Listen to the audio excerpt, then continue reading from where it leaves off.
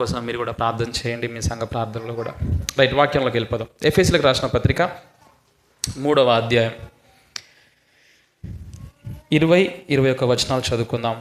ఎఫెసీయులకు రాసిన పత్రిక 3వ అధ్యాయం 20-21 వచనాలు. అన్నది రికార్డ్ అవుతుందా? Okay, yeah. ఎఫెసీయులు 3:20-21.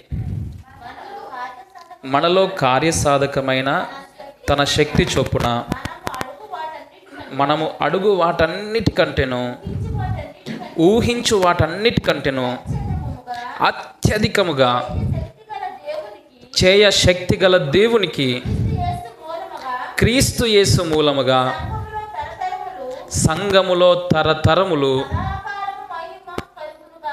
సదాకాలము మహిమ కలుగునుగాక. ఆమేన్. ప్రార్థన చేసుకుందాం. పరలోకమందున్న మా ప్రియ తండ్రి, ఎంత ప్రేమిస్తున్నారు, చాలా ఉన్నతంగా ప్రేమిస్తున్నారు, గొప్ప కృప చూపుతున్నారు. ఈ మానవ బుద్ధితో, మా మనసు యొక్క బలహీనతలతో మేము పూర్తిగా అర్థం చేసుకోలేం, పూర్తిగా వివరించలేం. అసమానుడమైన దేవుడవు, పరిశుద్ధమైన దేవుడవు తండ్రి.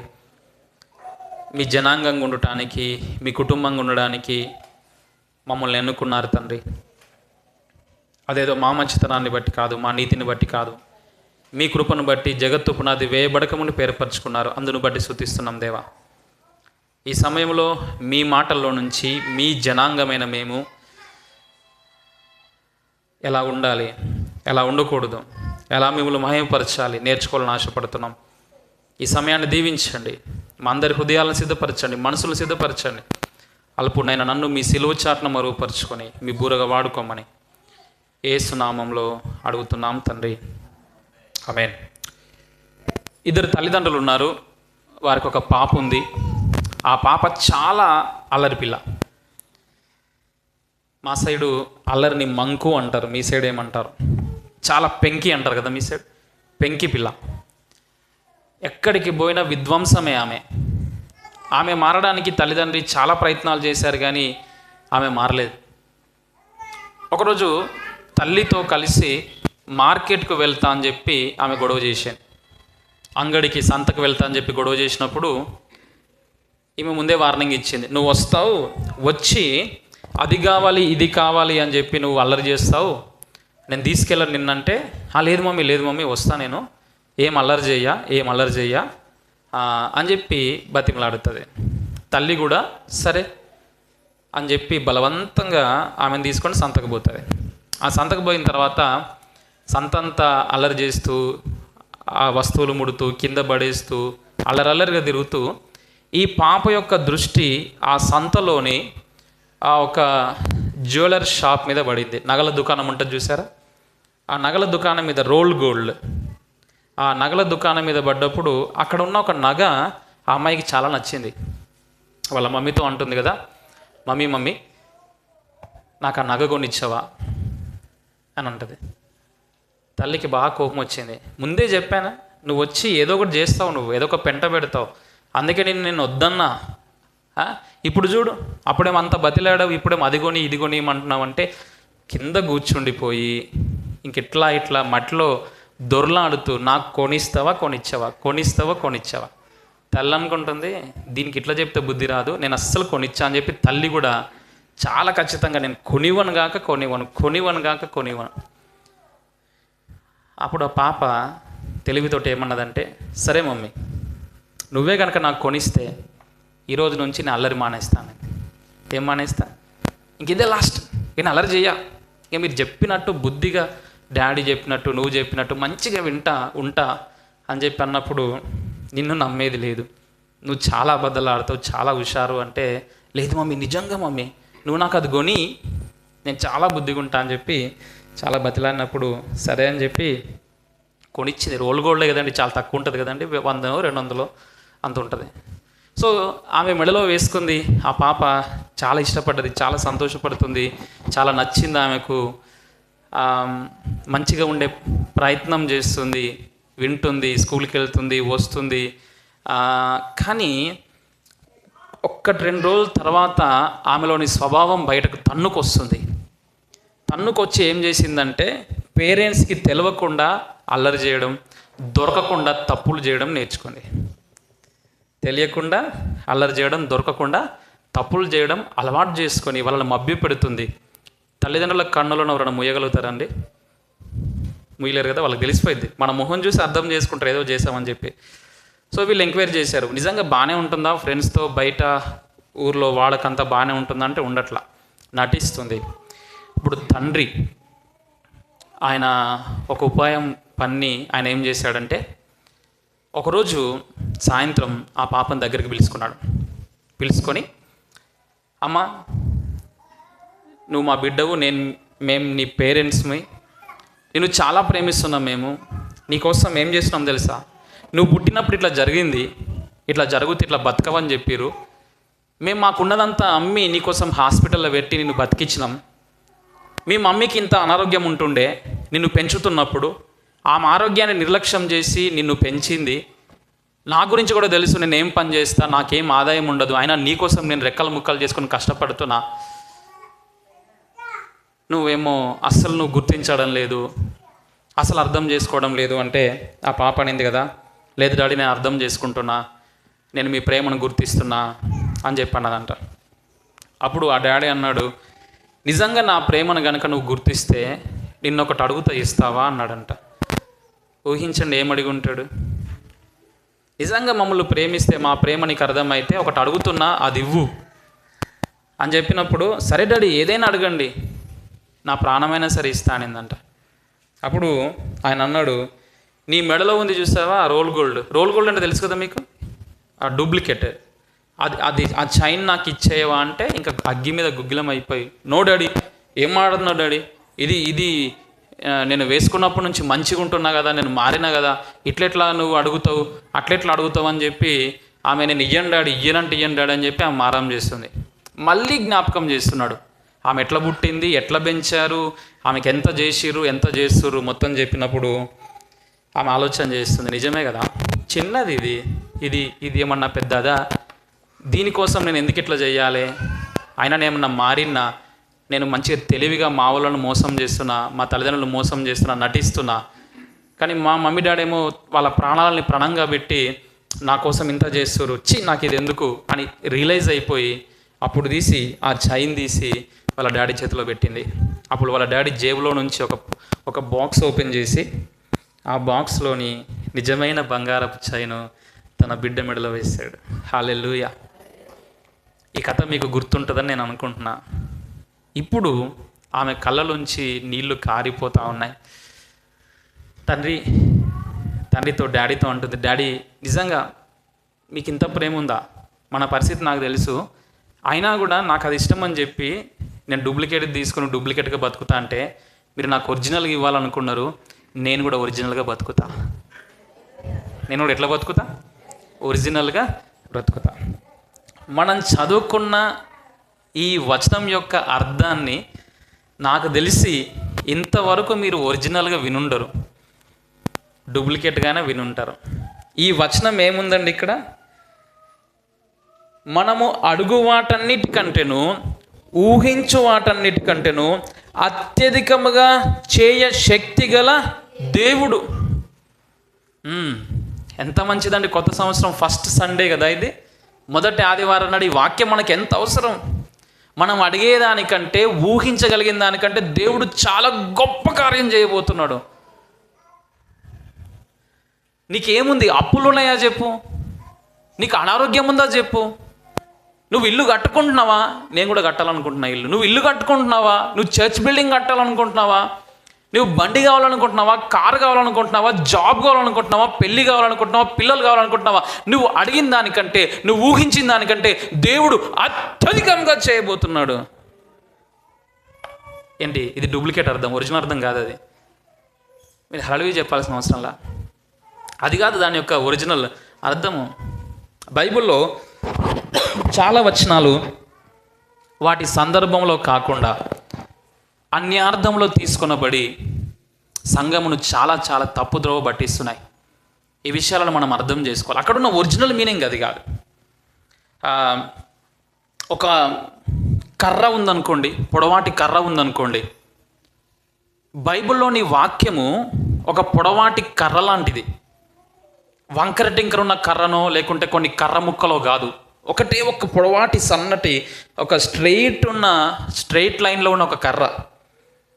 అంటే 66 పుస్తకాల సారాంశం అంతా కూడా ఒకటే లైన్లో పోతుంది. అక్కడో లైన్, ఇక్కడో లైన్, ఇక్కడో లైన్, అక్కడ లైన్ ఉండదు. ఏ పుస్తకంలో నుంచి అయినా, ఏ అధ్యాయంలో నుంచి అయినా, ఏ వచనంలో నుంచి అయినా ఒక విషయాన్ని చెప్పాలన్నప్పుడు మనము ఆ ఒకటే లైన్లోకి ఆ వచనాన్ని తీసుకొని పోయి ఆ బైబిల్ యొక్క సింగిల్ మీనింగ్ ఏంటి, ఆ ఉన్న ఏకైక అర్థం ఏంటి, ఆ ఏకైక దేవుని చిత్తం ఏంటి, దానితో మనము పోల్చి దాన్ని అర్థం చేసుకోవాలి. పౌలు గారు అదే అంటాడు, నేను మీకు దేవుని యొక్క సంకల్పాన్ని సంపూర్ణంగా బోధించిన. The whole council of God, దేవుని యొక్క చిత్తం ఒకటే ఉంటుంది, 10 రకాలుగా ఉండదు. అది పాత నిబంధన భక్తులకైనా, క్రొత్త నిబంధన సంఘానికైనా, ఎవరికైనా ఒకటే ఉంటుంది. నిబంధన మారింది, పాత నిబంధన, కొత్త నిబంధన, కానీ దేవుని చిత్తం ఎప్పుడు కూడా మారలేదు. అది తెలుసుకోకుండా చాలాసార్లు మనము డూప్లికేట్ వాటి కోసం డూప్లికేట్ మీనింగ్ తీసుకొని డూప్లికేట్ బతుకులు మనం బ్రతుకుతున్నాం. ఈ మాట చాలా కఠినంగా అనిపించి ఉంటుంది, కానీ నేనేమి పరిపూర్ణుని పరిశుద్ధున్న ఈ మాట చెప్పట్లేదు. అది మన అందరి జీవితం. ఎందుకంటే ఒకడు ఉన్నాడు, మన శత్రువు సాతాను. ఆది నుంచి వాడు డూప్లికేట్ వాటిని క్రియేట్ చేయడంలో చాలా దిట్ట. ఆదామవలను మభ్యపెట్టి మోసం చేశాడు, అబద్ధం ఆడాడు, అవునా? ఇశ్రాయేలీలను మభ్యపెట్టి మోసం చేశాడు, అవునా? ఎవరినైనా సరే, యేసు ప్రభువును కూడా రాయిని తీసుకొచ్చి రొట్టెని చేసుకో బాబు అన్నాడు. అది రాయిరా బాబు, రొట్టె అనుకో, రొట్టె చేసుకో. ఈ లోక మహిమ అంతటిని చూపించి ఇది నీకు ఇస్తా, నాకు మొక్కు. అరే నువ్వు అబద్ధం రా బాబు, నువ్వు దేవుడు గారు, ఏం కాదు, నువ్వు నీకు కావాలి, ఇదంతా కావాలంటే చెయ్యి. సో వాడు ఒక మంచి అబద్ధికుడు, అబద్ధాలకు జనకుడు, డూప్లికేట్ వాటిని వాడు సృష్టించేవాడు, నకిలీలను తయారు చేసేవాడు, మోసం చేయవాడు. దీనికి రుజువు ఏంటంటే బైబిల్ గ్రంథంలో స్వయంగా యేసు ప్రభుల వారే నిజమైన నిజమైన నిజమైన అనే పదాలు చాలాసార్లు వాడాల్సి వచ్చింది. నిజమైన మారు మనసు అనే పదం వాడాల్సి వచ్చింది, నిజమైన రక్షణ అనే పదం వాడాల్సి వచ్చింది, నిజమైన శిష్యుడు అనే పదం వాడాల్సి వచ్చింది, బండ మీద ఇల్లు అనే పదం వాడాల్సి వచ్చింది. ఎందుకంటే సాతానుడు ఉన్నాడు, వాడు చాలా ఈజీగా మభ్య పెడతాడు. అందుకే పిలువబడ్డవారు అనేకులు, ఏర్పరచబడ్డవారు మిగతా వాళ్ళు ఏమయ్యారు? నరకానికి పోయే దారి ఎట్లుంటుందంట? విశాలంగా ఉంటుంది. పరలోకానికి పోయే దారి ఎట్లుంటుందంట? ఎందుకు అట్లుంటుంది? ఆలోచన చేయాలి. ఎందుకంటే సాతానుడు అబద్ధికుడు, వాడు మోసం చేసే స్వభావము కలిగిన వాడు. కొత్త నిబంధన అంతట్లో ఉన్న పుస్తకాలలో ప్రతి పుస్తకంలో కూడా అబద్ధ బోధల గురించి, బోధకుని గురించి రాయబడి ఉంది. సాతాన్ అంటే వచ్చి నీకు ఇట్లా మంత్రం చేసి, యంత్రం చేసి, నీకేదో పీడ పట్టించి, నీ ఇంట్లో చీకట్లు ఎక్కుండి, నీకు మొత్తం అనారోగ్యం కలగజేసి, ఇక నీ కుటుంబీకులను చంపేసి, అది ఇది చేసుడు కాదు. సాతాన్ చేసే పని అది కాదు. బేసిక్గా సాతాన్ చేసే పని ఏంటంటే నిన్ను అబద్ధంలోనికి నెట్టేసి, అబద్ధపు జీవితాన్ని జీవింపజేసి, అబద్ధికులందరూ ఎక్కడ పోతారంట? అగ్నిగుండంలోనికి. అట్లంటే మరి ప్రతి క్రైస్తవుడు నరకం పోవాలి. ఏ అబద్ధం గురించి మాట్లాడుతుంది? అబద్ధపు త్రోవలో ఉన్న వారి గురించి మాట్లాడుతుంది. సో చాలా చక్కగా మనము ఈ వచనము అసలు ఏ సందర్భంలో చెప్పిండు, దేవుడు అడిగిన దానికంటే, ఊహించిన దానికంటే అత్యధికంగా చేస్తాడు అని ఇక్కడ వాక్యం ఉంది. అసలు ఏ విషయంలో దేవుడు అత్యధికంగా చేస్తాడు, ఏ విషయంలో మనం అడిగిన దానికంటే, ఊహించిన దానికంటే అత్యధికంగా చేస్తాడు, దాన్ని మనం దేవుడి నుంచి ఎట్లా పొందుకోవాలి, పొందుకున్న మనం ఏం చేయాలి, ఎందుకోసం చేయాలి, ఈ 3-4 విషయాలు మనకు అర్థమయ్యే రీతిగా మనం ఆలోచన చేద్దాం. ఏ విషయాల్లో దేవుడు అడిగిన దానికంటే, ఊహించిన దానికంటే అత్యధికంగా చేస్తాడు, అవేంటివి, దేవుడు చేసేటి, వాటిని మనం ఎట్లా పొందుకోవాలి, ఏం చేసి మనం పొందుకోవాలి, పొందుకున్న తర్వాత మనమేం చేయాలి, ఎందుకు చేయాలి. ఈ విషయాలు మనం చాలా ఈ ఎఫెసీ పత్రిక అంతటి ద్వారా మనం ఆలోచన చేసే ప్రయత్నం చేద్దాం. సో ఏమి చేస్తా అన్నాడు దేవుడు? అడిగిన దానికంటే, ఊహించిన దానికంటే అత్యధికంగా చేస్తానని చెప్పిండు. ఏం చేస్తానని చెప్పిండు? ముందుగా చెప్పినట్టుగానైతే ఎక్కడ ఈ ఎఫెసీ పత్రికలోనే కానీ లేదా టోటల్ బైబుల్లోనే కానీ ఎక్కడ కూడా భౌతిక సంబంధమైన వాటి విషయంలో, ఇహలోక సంబంధమైన వాటి విషయంలో దేవుడు మాట్లాడము లేదు.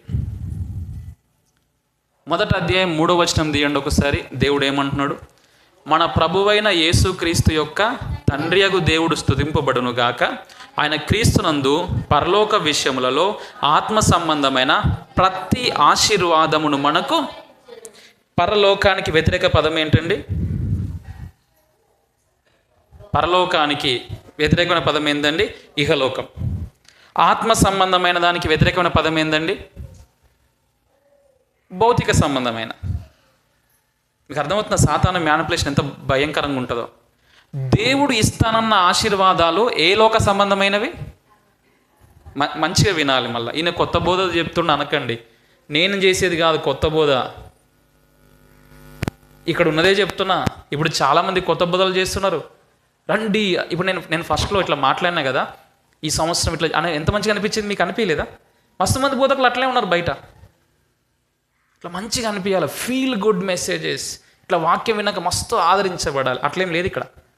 చూద్దాం ఏమేమి ఉందో ఇక్కడ. దేవుని చిత్తం ఏంటంటే పరలోక విషయములలో ఆత్మ సంబంధమైన ప్రతి ఆశీర్వాదాన్ని మనకు ఇద్దామనుకుంటున్నాడు. ఆ విషయాలలో మనం అడగగలిగిన దానికంటే, ఊహించగలిగిన దానికంటే ఎక్కువ చేస్తాను అంటున్నాడు. యాక్చువల్లీ తెలుగులో తర్జుమా చాలా సమస్యలు ఉంటాయి. నా తెలంగాణ యాసనే మీకు ఎంత ఇబ్బంది ఉందో నాకు అర్థమవుతలేదు. తెలుగులో ఆ హిబ్రూ, గ్రీకు భాషల్లో నుంచి తెలుగులోకి తర్జుమా చేసినప్పుడు దాని అర్థం సగం చచ్చిపోతుంది. సో ఇంగ్లీష్లో కానీ లేదా ఆ మొదటి భాషలో కానీ కొంచెం మంచిగా అర్థమవుతుంది. ఇక్కడ ఏంటంటే మనం ఒకటి అడుగుతాం, అడిగిన దానికంటే దేవుడు ఎక్కువ చేస్తాడు. మనం ఒకటి ఊహిస్తాం, ఊహించిన దానికంటే దేవుడు ఎక్కువ చేస్తాడని కాదు ఆ వచనం యొక్క అర్థం. ఆ వచనం యొక్క అర్థం ఏంటంటే ఆయన ఇచ్చేది మనం అడిగేది కాదు, మనం ఊహించేది కాదు.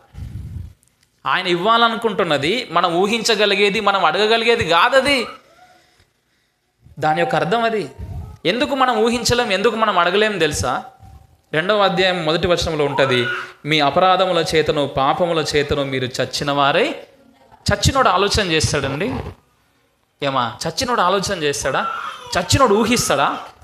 వానికి ఏం కావాలి? ఫస్ట్ వానికి ప్రాణం కావాలి కదా. మనం ఎట్లా చచ్చిపోయినామంట? రోగంతో అనారోగ్యంతో కాదు, పాపముల చేత అపరాధముల చేత చచ్చిన స్థితిలో మనం ఉన్నాం. మన స్థితి అది. మనం అడగలేమో, దేవుణ్ణి ఊహించలేం. ఎంతమంది చెప్పగలుగుతారు నేను రక్షించబడకముందు దేవుణ్ణి, అసలు దేవుని గురించి తెలియకముందు నేను రక్షణ కోసం ప్రార్థన చేసుకున్న పరలోకం? నో, ఎవరికి ఆ ఊహ కూడా లేదు, ఆలోచన కూడా లేదు. మనము దేవుని విషయం స్పందించే హృదయం మనకు లేదు. మనది రాతి గుండె. చచ్చిన స్థితిలో మనది రాతి గుండె. ఆయన సమయం వచ్చినప్పుడు ఆయన ఏం చేశాడంటే మనకు మాంసపు గుండెనిచ్చి ఆయన గురించి అర్థం చేశాడండి. ఆయన గురించి ఆలోచించేలా చేశాడు, మనకు వెలిగించాడు. మన హృదయంలో ఒక వెలిగింపు. ఈయనే నిజమైన దేవుడు. చాలా జ్ఞానవంతులు ఉన్నారు, చాలా బుద్ధిమంతులు ఉన్నారు, చాలా మంచోళ్ళు ఉన్నారు. వాళ్ళకి ఇంకా అర్థం కావడంలా. ఎందుకంటే దేవుడు వాళ్ళని ఏర్పాటు చేసుకోలేదు, వాళ్ళ హృదయంలో వెలిగింపుని ఇవ్వలేదు. మనకు ఆ వెలుగునింపుని ఇచ్చాడు. సో మన పాప స్వభావంలో మనిషి శరీరాశ, నేత్రాశ, జీవపుడంబం. అందుకే కింద వచనంలో ఉంది చూడండి, 3వ వచనం 2వ అధ్యాయం, వారితో కలిసి మనం అందరమును శరీరం యొక్కయు మనసు యొక్కయు కోరికలు నెరవేర్చుకొనొచ్చు, మన శరీరాశలను అనుసరించి మునుపు ప్రవర్తించుచు కడమ వారి వలనే స్వభావ సిద్ధంగా దైవగురతకు పాత్రలమై ఉంటుంది. 2వ వచనం చివరి భాగం చూడండి, ఈ ప్రపంచ ధర్మము చొప్పున మునుపు. ఏ ధర్మం చొప్పున? మంచిగా మీరు అన్నకేమో రెస్పాండ్ అవుతారు, నాకేమో రెస్పాండ్ గారా? ఏ ధర్మం చొప్పున?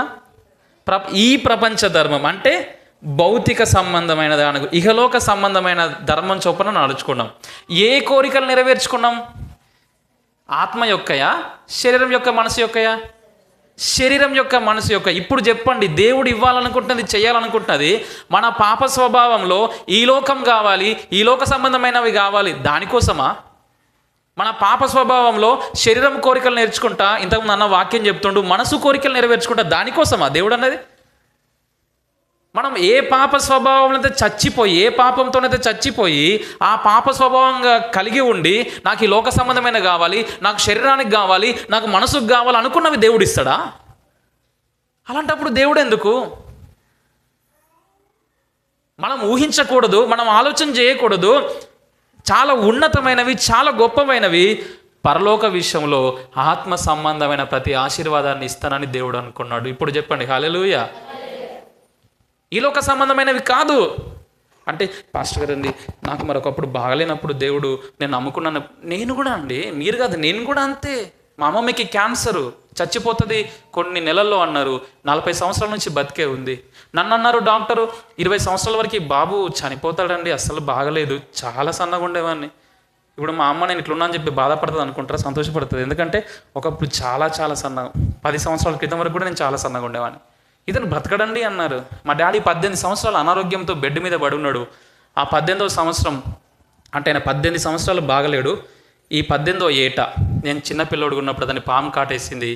ఆయన పడేసారు, ఇంకా ఇంటి నుంచి బయట తీసుకొచ్చి పెట్టారు. ఎందుకంటే చచ్చిపోతుండు, ఈ బయటకు నాలుక వచ్చేసింది, కళ్ళగుడ్లు ఇట్లా తెరిసేసాడు బతకడని చెప్పి. అప్పుడు కూడా మా డాడీని బ్రతికించాడు. ఇప్పుడు మా డాడీ నాకంటే మంచిగా బలంగా ఆరోగ్యంగా ఉన్నాడు.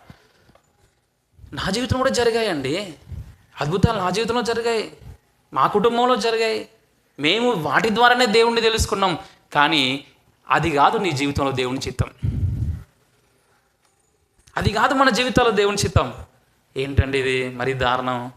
స్వస్థత గుడికలు జరుగుతున్నాయి, అద్భుత గుడికలు జరుగుతున్నాయి, చాలామంది అభిషేకం పొందిన దైవ సేవకులు ఇట్లా టచ్ అంటే ఇట్లా జరుగుతున్నాయంటే ఎవరి పనిది? ఎవరి పనిది? ఎందుకు భయపడుతుందా మాట అనడానికి? ఎక్కడ వాళ్ళ శాపం తలుగుద్దేమో కదా. నన్ను అన్న ఫస్ట్ వచ్చి ఇక్కడ కూర్చోమన్నాడు. నేను అన్నా నాకు అలవాట్లేదన్నా, అది ఇక్కడ ఓలం కూర్చోం మేము, మాకు అలవాట్లేదు, ఇక్కడ ఎవరు కూర్చోవద్దు. యాక్చువల్లీ మా సంఘాల్లో అయితే ఎవరం కూర్చోం. వాక్యం చెప్పేటప్పుడు వస్తాం, వాక్యం చెప్తాం, మళ్ళీ పోయి అక్కడే కూర్చుంటాం. ఇప్పుడు మొన్న యోహానన్ వచ్చాడు కదా, ఆ సంఘంలో అన్న పాస్టరు, నేను పాస్టరు, ఇంకొక పాస్టర్, ముగ్గురు పాస్టర్లు. మాకు గొడవలు అవుతాయి. చాలా సమాధానంగా ప్రేమగా ఉంటాం. సంఘం అంటే నాకు చెందింది కాదు, సంఘం అంటే మనుషులకు చెందింది కాదు, సంఘం అంటే సేవకులు కాదు, సేవకుల కుటుంబాలు కాదు. సంఘం అంటే సంఘమే, మనుషులే. సంఘం అంటే మళ్ళీ గోడలు కూడా కాదు. సంఘం అంటే ఈ బిల్డింగ్ కూడా కాదు. సంఘం అంటే ఎవరు? మనుషులు. సంఘం అంటే ఎవరు? యేసు రక్తంలో కడగబడి విమోచించబడ్డ మనుషులు. సంఘం అంటే అది. సేవకులు చాలామంది అబద్ధాన్ని బోధిస్తురు, చాలా అబద్ధపు సువార్తం చేస్తురు. ఎక్కడైనా యేసు ప్రభు మారు మనసు గురించి, పరలోకం గురించి ప్రకటించాడా? నా దగ్గరికి వస్తే ఆరోగ్యాలు వస్తాయి, అద్భుతాలు జరుగుతాయని ప్రకటించాడా? అపోస్తలులు మస్తు అద్భుతాలు చేసిండ్రు కదండి, చాలా అద్భుతాలు చేశారు. పేతురు యోహాన్ల నీడ పడితే కూడా రోగులు బాగుపడ్డారంట. వాళ్ళు ఎక్కడైనా మా దగ్గరికి రండి అద్భుతాలు పొందండి అని చెప్పాడా? మూర్ఖతరానికి వేరే రక్షణ పొందమని చెప్పారా? మూర్ఖతరానికి వేరే రక్షణ పొందమని అపోస్తలులైన పౌలేంటి, ఆదిమ సంఘం ఏంటి, ఎవరైనా సరే దేని గురించి చెప్పారండి? రక్షణ, మారు మనసు, పరలోక రాజ్యం గురించే చెప్పారు. ఇప్పుడు దేని గురించి చెప్తున్నారండి? ఆరోగ్యం, అభివృద్ధి, ఆస్తులు, సంతోషం. ఒక ఆయన అయితే ఇంకా భూమి మీదకే పరలోకం దించుతానంటుండు. నేనైతే అంటే ఆయన పరలోకం కూడా పోడంట. ఆయన పరలోకం కూడా పోడు, భూమి మీదకే. ఆయన గంటలో మత్తయి సువార్త 7వ అధ్యాయంలో చాలామంది ఉన్నారంట. నిజంగా నేనేం బాధపడట్లేదు. ఇట్లా అప్పుడప్పుడు అనిపిస్తుంది, ఇంత దారుణాలు జరుగుతున్నాయి దేవుని పేరిట మీద, అసలు వాక్యాన్ని ఇంత వక్రీకరిస్తూ ఎట్లా అనిపిస్తుంది. కానీ వాక్యంలో యేసుప్రభు ముందే చెప్పాడు మత్తయి సువార్త 7వ అధ్యాయంలో, ఆ దినమున కొద్ది మంది నన్ను చూచి అని ఉందా మీ బైబిల్లో? ప్రభువా ప్రభువా నీ నామమున దయ్యాలు వెళ్ళగొట్టలేదా, అద్భుతాలు చేయలేదా, ప్రవచనాలు చెప్పలేదా అంటారని ఉందా బైబిల్లో? ఏమనుందండి? ఆ దినంలో కొద్ది మంది నన్ను చూచనుందా? ఆ దినంలో అనేకులు నన్ను చూచనుందా? మీరు మాట్లాడాలి. కొద్ది మంది అని ఉందా, అనేక? సరే, మత్తయి సువార్త 7వ అధ్యాయం తీయండి. నా యాస ఎందుకు అర్థం అవ్వట్లేదు అనిపిస్తుంది నాకైతే. అర్థమవుతుందండి? బాగా అర్థమవుతుందిగా? సరే, మత్తయి సువార్త 7వ అధ్యాయం తీయండి అన్న. ఏ వచ్చినామన్నా? 21.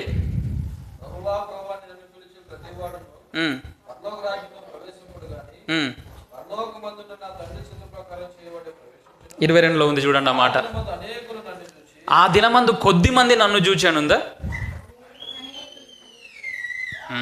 ఈనాడు ప్రపంచంలో ఏ గుంపులో ఉన్నారు? అనేకుల గుంపులో ఉన్నారు. ఈ అనేకులు ఏం చేస్తారంట? ప్రభువా ప్రభువా మీ నామమున ప్రవచింపలేదా, మీ నామంలో దయ్యాలు వెళ్ళగొట్టలేదా, మీ నామంలో అనేకమైన అద్భుతాలు చేయలేదా? చేస్తలేరా అండి? ఇప్పుడు చేయట్లేదా అండి? అనేకులు అద్భుతాలు చేయట్లేదా? అనేకులు దయ్యాలు వెళ్ళగొట్టట్లేదా? అనేకులు ప్రవచనాలు చేయట్లేదా? స్వస్థత గుడికలు చేయట్లేదా? వాళ్ళతో దేవుడు ఏమంటున్నాడు చూడండి కింద, అప్పుడు నేను మిమ్మును ఎన్నడూను ఎరగను, అక్రమము చేయవారులారా నా ఎదురు నుండి పొండని వారితో. అమ్మా ఏం చెప్తాడంట వీళ్ళందరితో దేవుడు? అయ్యా ఏం చెప్తాడంట? ఫస్ట్ మాట, మీరెవరో నాకు తెలియదు. ఎక్కడైనా యేసుప్రభు మీరు చేయలేదన్న మాట అన్నాడా వాళ్ళతో? మేము చేయలేదా అని వాళ్ళు అడుగుతున్నారు కదా, మీరు చేయలేదు అని అన్నాడా? అనలే. కానీ ఏమంటున్నాడు? మీరు చేసినా చేయకపోయినా, మీ ద్వారా జరిగినా నా ద్వారా జరిగినా పట్టించుకోవాల్సింది అది కాదురా బాబు, మీరు పట్టించుకోవాల్సింది మీరు ఎవరో నాకు తెలియదు. ఫస్ట్ మీరు నా మాటలో చొప్పున మీ ఇల్లు కట్టుకోలే, మీ జీవితం కట్టుకోలే, రక్షణ మారు మనసు గురించి మీరు ఆలోచన చేయాలి. ఏం చూడు అద్భుతాలు, ఏం చూడు స్వస్థతలు, ఏం చూడు దయ్యాలలో కొట్టుడు, ఎప్పుడు చూడు ఇదే అన్నావు. కానీ ఎప్పుడైనా అసలు వాక్యం ఏం చెప్తుంది, నేనేం చెప్పినా, రక్షణ గురించి, మారు మనసు గురించి, సంఘం గురించి పట్టించుకున్నావా? నువ్వు ఎవడివి అసలు? అది మామూలు మాట కాదు. అక్కడ మీరెవరో నాకు తెలియదు అంటే స్టైల్గా చెప్పట్లేదు, చాలా కోపంగా చెప్తున్నాడు. నువ్వు ఎవడివో నాకు తెలియదు. ఆ అనేకుల గుంపులో మనం ఉండొద్దు, కొద్దిమంది గుంపులోనే మనము ఉండాలి. సో మొదట మనం అర్థం చేసుకోవాల్సింది ఏంటంటే, దేవుడు ఇవ్వాలనుకుంటున్న ఆశీర్వాదము భౌతిక సంబంధమైంది కాదు, భూలోక సంబంధమైంది కాదు, పరలోక సంబంధమైంది, ఆత్మ సంబంధమైంది. దాంట్లో ఏమేమి వస్తాయంటే నేను త్వరగా పోతా, మీరు బైబిల్ చూస్తూ నాతో పాటు ఆలోచన చేయండి. 4వ వచనం నుంచి చూడండి, మొదటి అధ్యాయం. ఎట్లనగా తన ప్రియుని యందు తాను ఉచితముగా మనకు అనుగ్రహించిన తన కృపామహిమకు కీర్తి కలుగునట్లు తన చిత్త ప్రకారమైన దయా సంకల్పం చొప్పున యేసుక్రీస్తు ద్వారా తనకు కుమారులుగా స్వీకరించుటకై మనల్ని ముందుగా తన కోసం నిర్ణయించుకొని మనము తన ఎదుట పరిశుద్ధమును నిర్దోషులను ఉండవలనని జగత్తు పునాది వేయబడక మునిపే ప్రేమ చేత ఆయన క్రీస్తులో మనలను ఏర్పరచుకునను. దేవుని కృపా మహదైశ్వర్యను బట్టి ఆ ప్రియుని యందు ఆయన రక్తం వలన మనకు విమోచనము, అనగా మన అపరాధములకు క్షమాపణ. ఏమేమి ఉన్నాయండి ఇందులో? మనల్ని నిర్ణయించుకున్నాడంట, ఏర్పాటు చేసుకున్నాడంట. అంత మాత్రమే కాదు, తన కుమారుని రక్తంలో కడిగి మనల్ని క్షమించి మనకు విమోచన ఇచ్చాడంట. తర్వాత చూడండి 8 క్షమాపణ ఇచ్చాడంట. 8:9 చూడండి, కాలము సంపూర్ణమైనప్పుడు జరగవలసిన ఏర్పాటును బట్టి ఆయన తన దయా సంకల్పం చొప్పున తన చిత్తమును గూర్చిన మర్మాన్ని మనకు తెలియజేశాడంట. మనకు సంపూర్ణమైన జ్ఞాన వివేచన కలుగుటకు ఆ కృపను మన ఎడల విస్తరింపజేశాడంట. మనల్ని క్రీస్తులో ఏకంగా సమకూర్చాడంట. 11వ అధ్యాయం చివరి నుంచి 3వ లైన్లో మనల్ని క్రీస్తు యందు స్వాస్థ్యంగా ఏర్పరిచాడంట. 13వ వచనం అందరం చదువుదాం. మీరును సత్యవాక్యమును అనగా మీ రక్షణ సువార్తను విని క్రీస్తునందు విశ్వాసం ఉంచి వాగ్దానం చేయబడిన ఆత్మచేత ముద్రించాడంట. ఆ ఆత్మను మనకు సంచకరువుగా ఇచ్చాడంట. ఇదే మొదటి అధ్యాయం చివరి 2 వచనాలు చూడండి. మరియు సమస్తమును ఆయన పాదముల క్రింద ఉంచి సమస్తం పైని ఆయనను సంఘమునకు శిరస్సుగా నియమించను. ఆ సంఘము ఆయన శరీరము, సమస్తమును పూర్తిగా నింపుచున్నవాని సంపూర్ణతయే. ఏమేం చేద్దాం అనుకున్నా తెలుసా దేవుడు? మనకి ఏమేం చేస్తుండో తెలుసా? జగత్తు పునాది వేయబడక నువ్వే కానీ, నేనే కానీ, మన పితరులే కానీ, ఈ భూమే కానీ, ఈ లోకమే కానీ పుట్టక మునిపే నేను నిర్ణయించుకున్నాడు దేవుడు. మీ పేర్లు పెట్టుకోండి, నాకు అందరి పేర్లు తెలియదు. జాషువా నేను నిన్ను నిర్ణయించుకుంటున్నా అన్నప్పుడు జాషువన్న లేనేలేడు అక్కడ. అసలు జాషువన్న కాదు కదా, ఈ భూమి కాదు కదా, సూర్యుడు చంద్రుడు ఏమి కూడా లేవు. ఏమీ లేనప్పుడే దేవుడు ఏం చేసిండు మనల్ని? అది దేవుడు మనలో చేద్దామనుకున్న కార్యం నిర్ణయించుకున్నాడు, ఏర్పాటు చేసుకొని పక్కకు పెట్టుకున్నాడు. ఎప్పుడు పెట్టుకున్నాడు? మనం ఎవ్వరం లేనప్పుడే. కాలం సంపూర్ణమైనప్పుడు స్త్రీ యందు తన కుమారుని లోకానికి పంపిండు. పాపముల చేత, అపరాధముల చేత చచ్చి మన మీద ఘోరమైన శిక్ష ఉన్న మనల్ని తన కుమారుని రక్తంలో కడిగి శుద్ధీకరించి విమోచించి క్షమించి మనకు రక్షణ దయచేసిండు. మనల్ని ఆయన స్వాస్థ్యంగా, ఆయన సొత్తుగా చేసుకున్నాడు. ఆయన స్వాస్థ్యంగా, ఆయన ఆస్తిగా మనల్ని చేసుకున్నాడు. ఆయన పరిశుద్ధాత్మ దేవుణ్ణి మనకిచ్చిండు, ముద్రించిండు. ఎప్పటిదాకా? ఆయన వచ్చేంత వరకు ముద్రించిండు. మనకు ఒక భరోసా ఇచ్చిండు, మనకు ఒక నిశ్చయత ఇచ్చిండు, మనకు ఒక సంచకరం ఇచ్చిండు. మనల్ని తీసి బయట పెట్టలేదు, కానీ క్రీస్తు శిరస్సు అయి ఉంటే మనల్ని శరీరంగా చేసుకున్నాడు దేవుడు. హల్లెలూయా. మీకు అర్థమవుతుందో అర్థం కావడం లేదో కానీ, మీకు అర్థమైనా కాకపోయినా, ఎంతవరకు అర్థమైనా ఇదే ఆత్మిక సత్యం. దేవుని చిత్తం ఇదే. మీరు చదవండి, ఎఫెసీ పత్రిక మీరు చదవండి. నీ పట్ల, నా పట్ల దేవుని చిత్తం ఏంటి? నాకు అసలు అర్థం కాదు. ఎంతగా ఈ తప్పుడు సాంప్రదాయం మనల్ని చెడగొట్టిందంటే, ఓ 50 సంవత్సరాల క్రితం చదువుందా అండి? 100 సంవత్సరాల క్రితం చదువుందా అండి? లేదు కదా అండి. అసలు అప్పటికి ఇవన్నీ చెప్తే అర్థమయ్యేటియేనా? కానీ 2000 సంవత్సరాల క్రితం అక్కడున్న ప్రజలకు సువార్త అర్థమైంది స్పష్టంగా. ఈనాడు సువార్త ఎంత కలుషితం చేయబడ్డదంటే, అసలైన సువార్త చెబితే చాలామంది అర్థం చేసుకోలేని, జీర్ణం చేసుకోలేని స్థితిలో ఉన్నారు. ఆనాడు స్వచ్ఛమైన సువార్త ప్రకటించబడితే కేవలం ఒక 60 సంవత్సరాల నుంచి దారుణంగా సువార్త పాలల్లో నీళ్లు పోసినట్టు, కలుషితం చేసినట్టు సువార్తలో చాలా విషయాలు కలిసి సువార్తకు మనల్ని బాగా దూరం పట్టుకుపోయినాం. అసలైన సువార్త ఏంటంటే, దేవుడు నిర్ణయించిండు, ఏర్పాటు చేసుకుండు, తన కుమారుణ్ణి పంపిండు. ఆ కుమారుని ద్వారా మనకు రక్షణ, విమోచనం కలగజేస్తున్నాడు. నా యందు విశ్వాసం ఉంచు ప్రతివాడు చీకట్లో నిలిచి ఉండకుండానట్లు చీకట్లో ఉన్న మనల్ని లోకానికి వెలుగుగా చేసుకుంటుండు, ప్రత్యేకిస్తుండు లోకంలో నుంచి. అది మన పట్ల దేవుని చిత్తం. అంత మట్టుకే కాదు, ఇంతకుముందు అన్నాడు సంఘం అంటే డ్వాక్రా సంఘమో, లేదా కుల సంఘమో, లేకపోతే ఆటో సంఘమో, లేకుంటే లారీ సంఘమో, ఆ సంఘమో ఈ సంఘం కాదు. ఏ సంఘంగా చేసుకున్నాడు మనల్ని? దేవుని సంఘంగా చేసుకున్నాడు. 2వ అధ్యాయం చివరి వచనాల్లో దేవుని ఇంటివారిగా చేసుకున్నాడు. 3వ అధ్యాయం 14 వచనాల్లో దేవుని కుటుంబంగా చేసుకున్నాడు, దేవుని సమాజంగా చేసుకున్నాడు, తన కుమారుని శరీరంగా దేవుడు మనల్ని చేసుకున్నాడు. అదండి దేవుడు మనకి ఇవ్వాలనుకుంటుంది, అదండి దేవుడు మనలో చేయాలనుకుంటుంది. అది మనం నిర్ణయించుకొని, ఏర్పాటు చేసుకొని, తన కుమారుని రక్తంలో కడిగి, రక్షించి, పరిశుద్ధాత్మ దేవుని మనకిచ్చి, మనల్ని క్రీస్తు శరీరంలో, క్రీస్తు శిరస్సు అయితే మనందరినీ అవయవాలుగా చేర్చి, క్రీస్తు శిరస్సు మనం అందరం ఎవరంట? అవయవాలుగా మనల్ని చేర్చి, దేవుని ఇంటిగాను, దేవుని సమాజంగాను, దేవుని కుటుంబంగాను, దేవుని మందిరముగాను. ఈ గోడల్ని చేసుకోవాలి దేవుడు. ఎవరు చేసుకున్నాడు? మనల్ని, సంఘమును దేవుడు, విశ్వాసులను దేవుడు మందిరంగాను దేవుడు చేసుకున్నాడు. మనల్ని ఎక్కడ తీసుకుపోవాలనుకుంటున్నాడు? 2వ అధ్యాయం 5వ వచనం చూడండి, 7వ వచనం చూడండి. క్రీస్తు యేసునందు మనల్ని ఆయనతో కూడా లేపి పరలోకమందు ఆయనతో కూడా ఎక్కడ కూర్చుని పెట్టాలనుకుంటున్నాడు దేవుడు? మనల్ని ఎక్కడ కూర్చుని పెట్టాలనుకుంటున్నాడు? పరలోకమందు క్రీస్తుతో కూడా కూర్చుండ పెట్టాలి అనుకుంటున్నాడు. ప్రకటన 21 చదవండి, ఎంత అద్భుతంగా ఉంటుంది. కొత్త భూమి, కొత్త ఆకాశం, కొత్త యెరూషలేం. అక్కడ మనమందరం ఎట్లుంటామంట? మరణం లేకుంటుంటాం, పాపం లేకుంటుంటాం, చీకటి లేకుంటాం. ఆయన ఎదుట మనం దేవదూతల్లాగా ఉంటాం. ఆయనను పోలి మనం ఉంటాం. యుగ యుగాలు మనము ఆయనతో కలిసి సంతోషంగా ఉంటాం. దానికోసం అండి దేవుడు మనల్ని ఏర్పరచుకున్నది.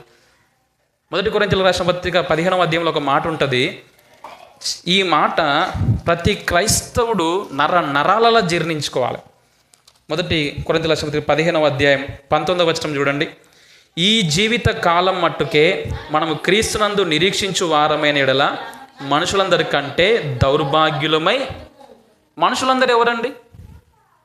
ఈ లోకం కోసం బతుకుతున్న వాళ్ళు, లోకమును సంపాదించుకుందామని ఇష్టానుసారంగా జీవితాన్ని మార్చుకోకుండా, సంఘ సహవాసానికి రాకుండా ఇష్టానుసారంగా బ్రతుకుతున్న వాళ్ళు. వాళ్ళదొక టైపు జీవితం. మనదేం టైపు జీవితం? దేవుణ్ణి నమ్ముకున్నాం, దేవుని కోసం మన నమ్మకంగా సంఘ సహవాసానికి వస్తున్నాం, పరిశుద్ధంగా ఉండే ప్రయత్నం చేస్తున్నాం, ఇంత కష్టపడుతున్నాం, దేవునికి ఇస్తున్నాం, చేస్తున్నాం, చాలా చేస్తున్నాం. కానీ వాళ్ళందరికంటే దౌర్భాగ్యం అన్నమాట మనం. ఆ మాట యొక్క అర్థం అది. వాళ్ళందరికంటే ఎప్పుడు దౌర్భాగ్యం అవుతున్నాం? ఈ దేవుణ్ణి ఈ లోకం మట్టుకే మనం నమ్ముకుంటే, ఈ లోకం కోసమే బాబు నాకు ఇది ఇవ్వ బాబు, నాకు అది చేయవు బాబు, నాకు అట్లా చేయవు బాబు, నాకు ఇది, దానికోసమే నమ్ముకుంటే, నమ్ముకొనని వారికంటే మనం దౌర్భాగ్యం. వాళ్ళని ఇంకా ఎంజాయ్ చేసుకుంటా మంచిగా లోకానుసారంగా బతికి సంతోషంగా, కనీసం ఈ లోకంలోనే సమాధానంగా సంతోషంగా ఉన్నారు. మనకి ఇది దొరకదు, నాది దొరకదు. ఈ లోకం మట్టు కోసం మనం నిరీక్షించట్లేదు. ఈ లోకం మట్టు కోసం మన దేవుని, పరలోకం కోసం, ఆత్మ సంబంధమైన వాటి కోసం మనం దేవుణ్ణి మనం కలిగి ఉన్నాం. దేవుడు మనల్ని ఏర్పాటు చేసుకున్నాడు, దేవుడు మనల్ని పిలుచుకున్నాడు, దేవుడు ఇదే మనకు చేయాలనుకుంటున్నాడు. ఇదే మనం దేవుణ్ణి అడగలేని విషయం, ఇదే దేవుని దగ్గర నుంచి ఊహించలేని విషయం. దీని విషయంలోనే అత్యధికంగా దేవుడు మనల్లో చేస్తున్నాడు. హల్లెలూయా. అందుకే మంచిగా ఆలోచన చేయండి. అందరికీ అన్ని విషయాలు ఒకటేసారి తెలియవు. నాకేమి ఈ విషయాలు చిన్నప్పటి నుంచి తెలిసినాయి కాదు, నాకేమీ నేను పెద్ద ప్రొఫెషనల్ కాదు ఇంట్లో. నేను కూడా కొద్ది కొద్దిగా సత్యాన్ని తెలుసుకుంటున్నా. ఈనాడు ఇక్కడ నువ్వు కూర్చుంటున్నావు, ఈనాడు ఇక్కడ కూర్చొని నువ్వు ఈ మాటలు వింటున్నావు అంటే దేవుడు నీలో ఈ కార్యాలు చేయాలని నిన్ను ఏర్పాటు చేసుకొని ఉన్నాడు. నీకు పరలోక విషయంలో ఆత్మ సంబంధమైన ప్రతి ఆశీర్వాదం, ఈ లోకంలో కింటాల కొద్ది బంగారం కంటే, పెద్ద పెద్ద బంగ్లాల కంటే, బండ్లు వాహనాల కంటే విలువైన ఆ పరలోక విషయంలో ఆత్మ సంబంధమైన ప్రతి ఆశీర్వాదం దేవునికి ఇవ్వాలనుకుంటున్నాడు. నీ పాపము కడిగి నిన్ను రక్షించి తన కుమారునిగా కుమార్తెగా చేయాలనుకుంటున్నాడు. తన కుటుంబంలో భాగస్వామ్యం చేయాలనుకుంటున్నాడు. తన కుమారుని శరీరంలో నిన్ను యాడ్ చేయాలనుకుంటున్నాడు. ఆ పరలోకం నీకు ఇవ్వాలనుకుంటున్నాడు. పరలోక స్వాస్థ్యం నీకు ఇవ్వాలనుకుంటున్నాడు. అందుకే ఇక్కడ కూర్చుని నువ్వు ఆయన మాటలు వింటున్నావు. నీకు అంతా చేయాలనుకుంటున్నాడు దేవుడు. దాన్ని ఊహించలేం, దాని విలువ ఊహించలేమండి. దాని విలువ ఊహించలేం. దేవుడు చేయాలనుకుంటున్న దాని విలువ మనం డబ్బులతో లెక్కగట్టలేం, మనం బంగారంతో లెక్కగట్టలేం. ఎవరండి ఈ లోకంలో సంతోషంగా ఉంది? ఎవరండి ఈ లోకంలో సంతోషంగా ఉంది? మొన్న ఒక చోటికి నేను వెళ్ళాను, ఆయనకి సాఫ్ట్వేర్ జాబ్ ఉంది. అప్పుడే పెళ్ళై కొన్ని నెలలే అవుతుంది. మా బంధువుల ఇంటికి వెళ్ళాను, పక్కిళ్ళు. మేము అక్కడ ఉన్నాం. ఆ ఇంట్లో ఏడుపులు వినబడుతున్నాయి. మా వాళ్ళని అడిగాను, నేను ఏమైంది అని అడిగాను. అంటే ఏం లేదు, చచ్చిపోయిండు, ఊరేసుకొని చచ్చిపోయిండు. అట్లా ఏం చేస్తాడు? సాఫ్ట్వేర్ జాబ్ చేస్తాడు. అయ్యో పెళ్లి కాలేదా? పెళ్ళి అయింది. ఆరోగ్యం బాగాలేదా? బాగానే ఉంది. మరి ఏమైంది? ఏమో ఎవరికి తెలియదు. జాబ్ కావాలని కొంతమంది అనుకుంటారు, పెళ్లి కావాలని. అది నిజంగా వాళ్ళు సంతోషంగా ఉన్నారా అండి? మొన్న ఒక 2 కోట్ల కారు కొన్నారు ఒక కుటుంబం అంతా. Volvo car. బయటకు వచ్చిర్రు, అనుకోని రీతిగా వాళ్ళు మరణించారు. వాళ్ళ జీవితంలో ఏమైనా సంతోషం ఉంది? ఆ కోట్ల డబ్బు మనం అనుకుంటాం కదా, మాకు అది ఉంటే బాగుండు, ఇది ఉంటే బాగుండు. అది మానవుని యొక్క సమస్య. డబ్బు, అనారోగ్యము, ఇంకేం లేకపోవడం కాదండి. మానవుని యొక్క ప్రధాన సమస్య పాపము, శాపము, మరణము, నరకము. దాని నుంచి నిన్ను విడిపించాలని దేవుడు అనుకుంటున్నాడు. ఇక్కడ కూర్చున్నావు, కానీ నీ మనసు వాటి చుట్టూ తిరుగుతుందా? భౌతిక సంబంధమైన వాటి చుట్టూ తిరుగుతుందా? ఇహలోక సంబంధమైన వాటి చుట్టూ తిరుగుతుందా? నువ్వు ఆలోచన చేయి. మరి ఎట్లా మనం ఇంత చేయాలనుకుంటున్నాడు? ఇంత అత్యధికంగా నీలో పరలోక విషయంలో ఆత్మ సంబంధమైన కార్యం, రక్షణ కార్యం దేవుడు చేయాలనుకుంటున్నాడు. ఆయన కుటుంబంలో, సంఘంలో చేర్చాలనుకుంటున్నాడు. మరి నేను ఎట్లా చేయాలి అని అంటే ఒకటే మాట చెప్పాడు. 2వ అధ్యాయం 8వ వచనం చూడండి. మీరు విశ్వాసం ద్వారా కృపచేతనే ఎట్లా రక్షించబడ్డారంట? విశ్వాసము ద్వారా కృపచేతనే రక్షింపబడి ఉన్నారు. విశ్వాసం ఉంచండి చాలు. నన్ను దేవుడు ఏర్పరచుకున్నాడు, నన్ను దేవుడు నిర్ణయించుకున్నాడు, నా కోసం దేవుడు తన కుమారుని పంపిండు. ఆ కుమారుని రక్తం వల్ల నాకు క్షమాపణ కలుగుతుంది అని నువ్వు విశ్వాసం ఉంచు చాలు. ఎవరన్నా అంటారండి, నీకు ఇది ఇస్తా, నాకేమి ఇవ్వకు, కేవలం విశ్వాసం ఉంచమంటే మనం ఎగిరి గంతేస్తాం కదా. దేవుడు అత్యధికమైన వాటిని, గొప్ప వాటిని, నువ్వు ఊహించని వాటిని, నువ్వు అడగని వాటిని, అడగలేని వాటిని, ఊహించలేని వాటిని, పరలోక విషయంలో ఆత్మ సంబంధమైన వాటిని ఉచితముగా విశ్వాసం ద్వారా ఇస్తానంటున్నాడు. 9వ వచనం చూడండి. అది క్రియల వలన కలిగినది కాదు. ఎట్లా కాదు అది? దానిపైన చూడండి. ఇది మీ వలన కలిగినది కాదు, దేవుని వరముగా ఉచితముగా ఇస్తా అని అంటున్నాడు దేవుడు. అదొద్దు మనకి. ఏం కావాలి మనకి? ఈ పాస్టర్ గారు నా నెత్తి మీద చేయి పెట్టి ప్రార్థన చేస్తే బాగుండు, పొరపాటున అయిపోయినాక నన్ను ఎవరైనా చేయమంటే నేను అసలు చేయ. ముందే చెప్తున్నా, పాస్టర్ గారు వచ్చారు ఇక్కడ నుంచి, ఆకాశం నుంచి చూడపడ్డాడు అని చెప్పి చేయమని అసలు చేయ. మీ సంఘం మీకోసం ప్రార్థన చేయాలి. అర్థమవుతుందా? నా చేతిలో కానీ మా చేతిలో కానీ ఏమి కూడా లేదు. పెద్ద పెద్ద మీటింగ్లకు పోయి అక్కడ ఏం లేదు. ఇంకొక దేశం నుంచి, ప్రాంతం నుంచి అదేం లేదు. అది కాదు వాక్యానుసారం. వాక్యం యొక్క ఉద్దేశం అది కాదు. నువ్వు విశ్వాసం ఉంచితే వ్యక్తిగతంగా నీవు నీకు ఎవరు మధ్యవర్తి లేరు ఇక్కడ. నీకు మధ్యవర్తి ఎవరు కూడా రికమెండేషన్ చేసేది ఎవరు లేరు. నువ్వు సొంతంగా వ్యక్తిగతంగా దేవుని నమ్ముతున్నా, నన్ను సృష్టించినావు, నేను పాపం చేత అపరాధం చచ్చిపోయినా, నువ్వు నన్ను ఏర్పరచుకున్నావు, నిర్ణయించుకున్నావు, నీ కుమారుని నా కోసం పంపినావు. ఆ కుమారుని రక్తంలోనే నాకు పాప క్షమాపణ కలుగుతుంది తప్ప నా అంతటా నాకు పాప క్షమాపణ కలగదు. నేను నమ్ముతున్నా, నన్ను క్షమించుమని చెప్పి నువ్వు ఆయన విశ్వాసం ఉంచినప్పుడు నేను ఏం చేస్తున్నటువంటి దేవుడు రక్షిస్తున్నటువంటి. ఎంతమంది ఈ అనుభవంలో ఉన్నారు? ఎంతమంది నిజమే నేను పాప క్షమాపణ కోసం, పరలోకం కోసం, ఆత్మ సంబంధమైన ఆశీర్వాదం కోసం దేవుణ్ణి తెలుసుకున్నాను? ఎంతమంది దేవా నిన్ను నమ్ముతున్నా, పరలోకం కోసం నమ్ముతున్నా, రక్షణ కోసం నమ్ముతున్నా అని ఎంతమంది ఇంతవరకు అనుకున్నారు? ఒకవేళ అనుకోకపోతే, ఇంతవరకు అలాంటి ప్రార్థన చేయకపోతే, అలాంటి ఉద్దేశం కనుక మీరు లేకపోతే ఇప్పుడు తెలుసుకోండి. వాక్యం వక్రీకరించబడింది, సువార్త కలుషితం చేయబడింది. దేవుడు అంటే ఆరోగ్యాల కోసం, అద్భుతాల కోసం అని బోధించబడ్డాడు కాదు. దేవుడు రక్షణ కోసం. అవి చేస్తాడంటే తప్పకుండా చేస్తాడు, అవి చేసే దేవుడే.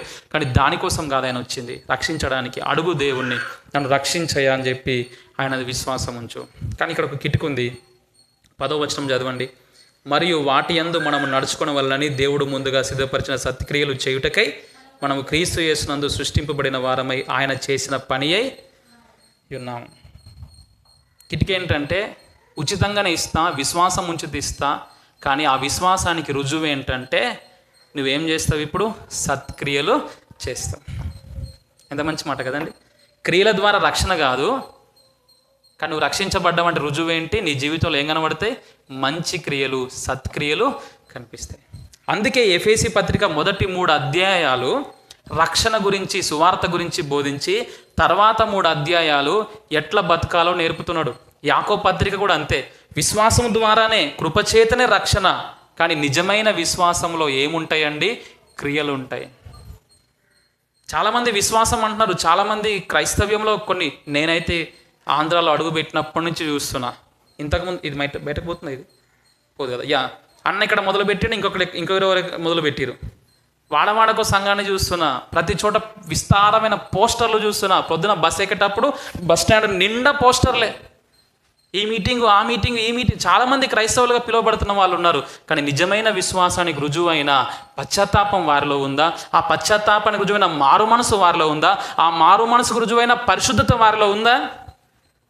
కడియం అనే పేరు మీకు తెలుసు కదా, ఊరు కడియం దగ్గర. మొన్న కూడా దారుణంగా ఒక ఆమెను చంపేసారు కొంతమంది. అందులో మొదటి A1 ముద్దాయి పేరు ఏంటండి?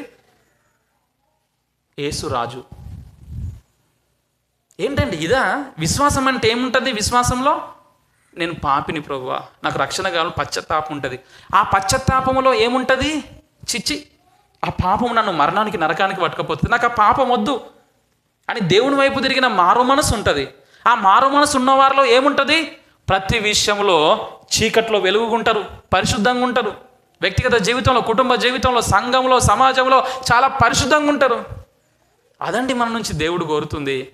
ఇట్లా దేవుడిని నమ్ముకొని నాకు ఇజ్జయి అజ్జయి, నేను ఏదో అట్లా ఆదివారం వచ్చి గుడికి దర్శనం చేసుకొని పోతా, వచ్చి ఇట్లా దండం పెట్టుకొని పోతా, మొక్కుకొని పోతా అంటే, ఈనాడు క్రైస్తవులు ఈ ఆదివారం నాడు కొన్ని లక్షల సంఘాల్లో క్రైస్తవులు క్రీస్తుని ఆరాధించట్లేదు, విగ్రహారాధన చేస్తారు.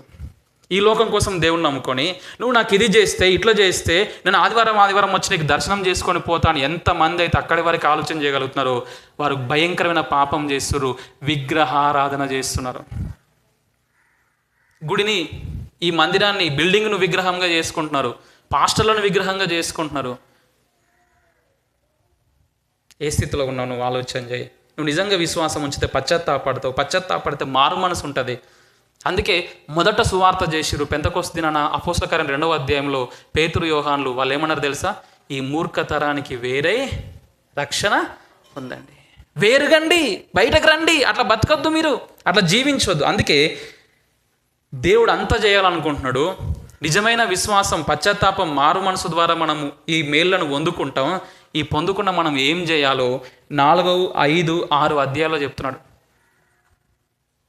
నిజమైన విశ్వాసం పొందుకున్న వాళ్ళం, పరలోక విషయంలో ఆత్మ సంబంధమైన ప్రతి ఆశీర్వాదం పొందుకొని, ఏర్పరచబడి, నిర్ణయించబడి, క్రీస్తు రక్తంలో కడగబడి, రక్షించబడి, దేవుని కుటుంబంలో, సంఘంలో, సమాజంలో చేర్చబడ్డ మనం, విశ్వాసం ద్వారా కృపచేత చేర్చబడ్డ మనం 4, 5, 6 అధ్యాయాల్లో ఉన్నట్టు సంఘంలో కానీ, కుటుంబంలో కానీ, వ్యక్తిగతంగా కానీ, అంతరంగంలో కానీ, సమాజంలో కానీ మనం ఎట్లా జీవిస్తాం? పరిశుద్ధంగా జీవిస్తాం. అవన్నీ కావాలి. ఈ పొద్దున లేస్తారు, ఇల్లు ఉడుస్తారు, వాకిళ్ళు ఉడుస్తారు, గిన్నెలు తోముకుంటారు, ఇంకేమేమో చేస్తారు, వంట చేసుకుంటారు, వస్తారు. అది నీకు తెలుసు, అది పెద్ద బ్రహ్మ విద్యం కాదు, ప్రతి ఒక్కరికి తెలుసు. ఇది కూడా అంతే. రక్షించబడ్డవారు వ్యక్తిగతంగా పరిశుద్ధంగా ఉంటారు, కుటుంబంలో పరిశుద్ధంగా ఉంటారు, సంఘంలో పరిశుద్ధంగా ఉంటారు, బయట సమాజంలో కూడా పరిశుద్ధంగా ఉంటారు. 4వ అధ్యాయం అదే విషయాన్ని చెప్తుంది. చూడండి ఒకసారి, మొదటి నుంచి 16 వచనాల్లో 16వ వచనం చదవండి ఒకసారి. ఆయన శిరస్సై ఉన్నాడు, ఆయన నుండి సర్వశరీరం చక్కగా అమర్చబడి తనలో ఉన్న ప్రతి అవయవమును తన పరిమాణం చొప్పున పని చేయుచుండగా ప్రతి కీలు వలన కలిగిన బలం చేత అతకబడి ప్రేమయందు తనకు క్షేమాభివృద్ధి కలుగునట్లు శరీరమునకు అభివృద్ధి కలుగా చేసుకొనుచున్నది. ఏం చెప్తున్నాడు దేవుడు? రక్షించబడ్డావు, దేవుణ్ణి నమ్ముకున్నావు, నువ్వు ఎట్లుండాలి అని అంటే పైన వచనం చూడండి. ఆయన శిరస్సై ఉన్నాడు, క్రీస్తు శిరస్సై ఉన్నాడు. ఈ రక్షించబడ్డోళ్ళు ఏవి నగరం? ఇది ఏవి నగరంలో ఏం చర్చ్? కల్వరీ గ్రేస్ చర్చ్లో ఒక 10 మంది రక్షించబడ్డ వాళ్ళు ఉన్నారు. ఆ 10 మందికి శిరస్సు క్రీస్తు. ఈ 10 మంది క్రీస్తు యొక్క అవయవాలు. ఈ 10 మంది కలిసి ఏం చేస్తుర్రు? ఈ కల్వరీ గ్రేస్ చర్చ్కి క్షేమాభివృద్ధి కలగజేస్తురు. అందుకోసం నువ్వు రక్షించబడ్డావు. అన్న కూడా ప్రార్థన అవసరం అదే చెప్పిండు. మన సంఘం ఆత్మిక క్షేమాభివృద్ధి ఎవరి వల్ల కలుగుతుంది? ఆకాశం నుంచి దిగి రాదు. ఈ రక్షించబడ్డ 10 మంది, నిజమైన సువార్తలో ఉన్న 10 మంది తమ తమ పరిమాణం చొప్పున పని చేయాలి. ఇది శరీరం అండి. నా తల ఉంది, చేతులు ఉన్నాయి, కాళ్ళు ఉన్నాయి, నాకు వేళ్ళు ఉన్నాయి, లోపట అవయవాలు ఉన్నాయి, బయట అవయవాలు ఉన్నాయి. ఇవన్నీ పనిచేస్తేనే కదండి నా శరీరం నడుస్తుంది. నా కాలు పనిచేయట్లేదు అనుకోండి, నేను నడవగలుగుతానా? నా చెయ్యి పనిచేయలేదు అనుకోండి, నేను తినగలుగుతానా? పని చేయగలుగుతానా? నా నోరు మాట్లాడలేదు, నా మెదడు ఆలోచన చేయలేదు, నా గుండె కొట్టుకోలేదు, చచ్చిపోతే ఇంకేం లేదు. సంఘంలో కూడా అంతే అండి. నేను దేవుడు అత్యధికమైన మేలు చేసి నేను ఎందుకు రక్షించిండు? ఎందుకు నీకు పరలోక విషయంలో ఆత్మ సంబంధమైన ప్రతి ఆశీర్వాదం క్రీస్తు రక్తంలో కడిగి నీకు ఇచ్చిండు అంటే, నువ్వు క్రీస్తు శరీరమైన సంఘంలో ఒక అవయవం లెక్కుంటావు. నువ్వు ఈ సంఘానికి క్షేమాభివృద్ధి కలగజేస్తావు. ఎట్లా కలగజేస్తావు? 17వ వచనంలో చూడండి ఒకసారి. కాబట్టి అన్యజనులు నడుచుకున్నట్లు మీరు ఇక మీదట నువ్వు మునుపట్లక బ్రతకవు, నీ మునుపట్లాగా జీవించవు. మునుపెట్ల బ్రతికినావు? అంధకారమైన మనసు ఉండే, అజ్ఞానం ఉండే, చీకట్లో ఉండే, సిగ్గు లేకుండా పాపం చేసినాం, అపవిత్రంగా జీవించినాం, నచ్చినట్టు శరీరం యొక్క మనసు యొక్క కోరికలు నెరవేర్చుకున్నాం. ఇప్పుడు అట్లా బ్రతకం. నాకు బ్రతకాల్సిన అవసరం లేదు. నాకు డూప్లికేట్ ఎందుకు? నాకు ఒరిజినల్ వచ్చింది, నాకు పరలోకం వచ్చింది, ఆత్మ సంబంధమైన వచ్చింది, యుగయుగాల ఆశీర్వాదం వచ్చింది. నేను ఎందుకు దీనికోసం బ్రతకాలి? ఎందుకు మునుపున్నట్టు నేను బ్రతుకుతాను? నేను మార్చుకుంటున్నా జీవితాన్ని అని చెప్పి నువ్వు క్రొత్త జీవితం. అందుకే 24వ వచనం చూడండి. నీతియు యథార్థమైన భక్తియు గలవారై దేవుని పోలికగా సృష్టించబడిన నవీన స్వభావమును, దానికంటే ముందు 23లో మీ చిత్తవృత్తి యందు నూతన పరచబడిన, పాత జీవితం వదిలిపెడతావు, రోత జీవితం వదిలిపెడతావు, పాప జీవితం వదిలిపెడతావు, నూతన పరచబడతావు. నీ మైండ్లో నూతనత్వం వస్తుంది. నాకు మునుపడిది వద్దు, ఆ మునుపడిది నన్ను మరణానికి నరకానికి పట్టుకపోతుంది.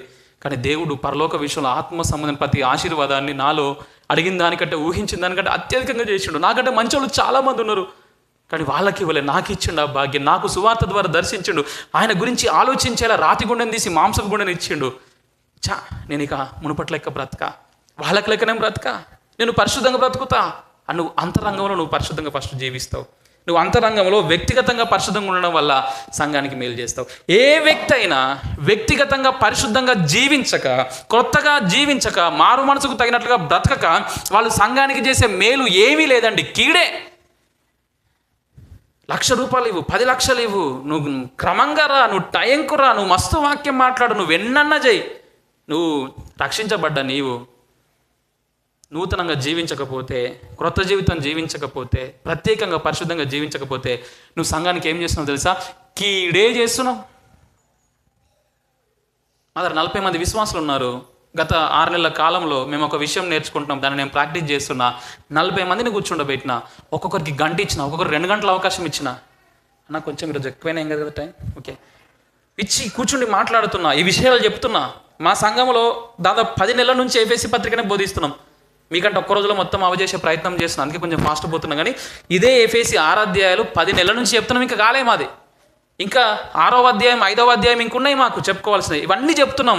దేవుడు ఎందుకు మనల్ని ఏర్పాటు చేసుకున్నాడు, ఎందుకు మనల్ని పిలుచుకున్నాడు, వాళ్ళకి చెబుతూ కూర్చుండబెట్టి, అక్క మీ పేరేం పేరు? సత్యవతి అక్క. ఒక గంట సేపు కూర్చుంటా అక్క దగ్గర కూర్చుండి, అక్క నువ్వు ఇది నమ్ముతున్నావా ఈ సత్యాన్ని?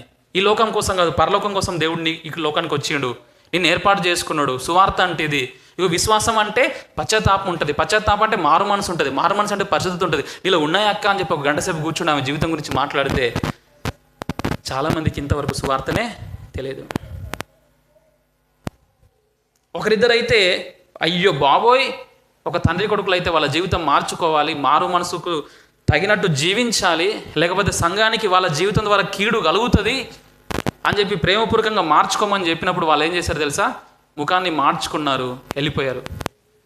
మళ్ళీ పోయి ప్రేమపూర్వకంగా మాట్లాడి, ఎందుకు మీరు భయపడుతున్నారు?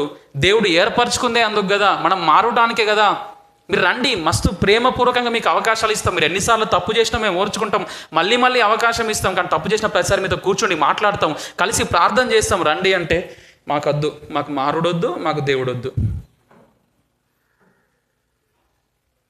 ఏంటండి? ఒక నూతన జీవితం లేని వ్యక్తి, రక్షించబడని వ్యక్తి సంఘానికి చాలా కీడు చేస్తారు. ఎగ్జాంపుల్ చెప్తా. నా వేలు సెప్టిక్ అయింది. ఏం చేస్తుందండి నా వేలు నా శరీరానికి? సెప్టిక్ అయితే ఏమవుతుందండి? ఆ సెప్టిక్ విషము నా రక్తంలో కలిసి నా ప్రాణం పోతుంది తెలుసా? లేకపోతే అందుకే ఏం చేస్తారు? యాంపుటేషన్ చేస్తారు. అంటే ఏం చేస్తారు? కొట్టేస్తారు వేల్ని. కట్ చేస్తారు, వేళ్ళు తీసేస్తారు. సంఘం అంటే క్రీస్తు శరీరం అండి. శరీరంలోని అవయవాలం మనం ఎట్లుండాలి? పరిశుద్ధంగా ఉండాలి, క్రొత్తగా జీవించాలి, ఆరోగ్యంగా మనం ఉండాలి. ఇక్కడ ఇంకొక అర్థం తీసుకోవచ్చు, ఆరోగ్యంగా ఉండండి, పరిశుద్ధంగా ఉండండి, క్రొత్తగా జీవించండి. కేవలం వ్యక్తిగతంగానే మాదు. ఒక వ్యక్తి తన సంఘానికి ఎట్లా మేలు చేస్తాడంటే 25వ వచనం నుంచి చూడండి. మనం ఒకరికొకరు అవయవాలమై ఉన్నాము గనుక మీరు అబద్ధం ఆడటం మాని ప్రతి వాడును తన పొరుగువానితో సత్యమే కోప్పడొద్దు, దొంగతనం చేయొద్దు, మంచిగా మాట్లాడండి, పరిశుద్ధాత్మను దుఃఖపరచకండి. 31వ వచనం చూడండి.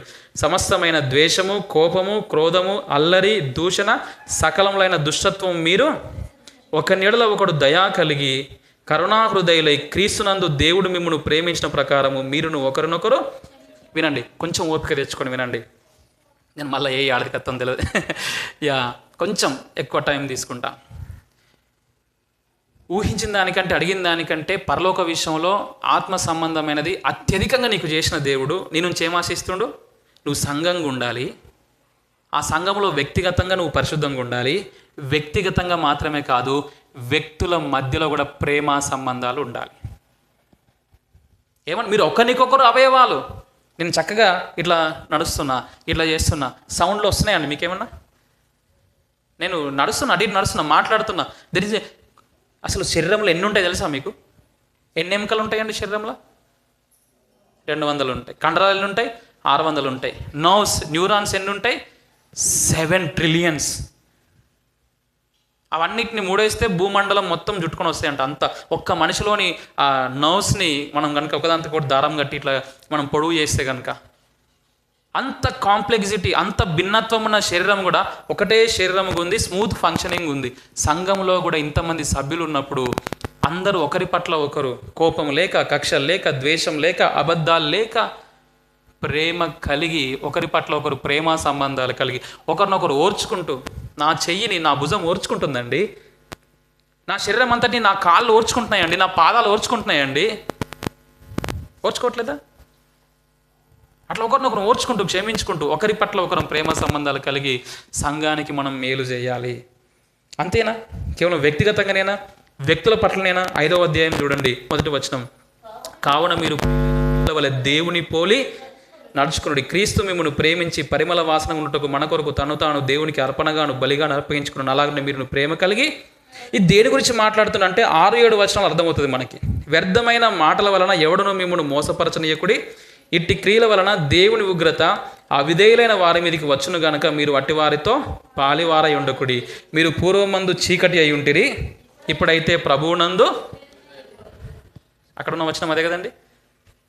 కేవలము వ్యక్తిగతంగా నూతన జీవితం పరిశుద్ధత మాత్రమే కాదు, వ్యక్తుల మధ్యలో ప్రేమానురాగాలు పరిశుద్ధత మాత్రమే కాదు, సంఘంలో ఉన్న మనము లోకంలో కూడా పరిశుద్ధంగా మనము జీవించాలి. పూర్వం చీకటై ఉన్న మనము ఇప్పుడు లోకంలో వెలుగుగా మనము ఉండాలి. మొన్న కొన్ని నెలల క్రితం ఒక 3 సహోదరులు గొడవ పెట్టుకున్నారు సంఘంలో గొడవ పెట్టుకుంటే నేను పోయి కూర్చున్నా. నేను మా మిస్సెస్ ఇద్దరం కూర్చుండి ఏం జరిగిందో ఫస్ట్ అడిగిన తర్వాత వాళ్ళు ఒకరి మీద ఒకరు చెప్పుకున్న తర్వాత నేను ఇదే వచనం తీసి మీరు ఒకరికొకరు అవయవాలు అయి ఉన్నారు అనే మాట తీసి వాళ్ళతో మాట్లాడుతూ, మీరు ముగ్గురు ఒకరికొకరు అవయవాలు కదా సంఘంలో, మీరు రక్షించబడితే అంటే అవునన్నా అన్నారు. ఇప్పుడు మీ వాడకట్టు మీద మీరు ఉన్నారు కదా, మీరు ఏమంటారు, పేట అంటారా, ఈ వాడక మీరు ఉన్నారు కదా, మీరు ముగ్గురు గొడవ పడ్డప్పుడు అందరూ విన్నారా అని అడిగాను. విన్నారన్నా అన్నాడు. ఇప్పుడు ఏం జరుగుతుంది? మీ వల్ల ఈ వాడకి, ఈ పేటకి సువార్త గురించి ఆటంకం ఏర్పడుతుంది, సువార్త అపహాస్యం చేయబడుతుంది. రేపొద్దున ఎవరికైనా నేను పోయి సువార్త చెప్పి, లేదా మీరే సువార్త చెప్పి, రండి దేవుని దగ్గర రండి, సమాధానం పొందుకోండి, రక్షణ పొందుకోండి, పరలోకం పొందుకోండి అని అంటే వాళ్ళేమంటారు తెలుసా? మీ పాపాల నుంచి విడిపించబడండి అంటే వాళ్ళేమంటారు తెలుసా? ముందు మీ పాపాల నుంచి విడిపించబడండి.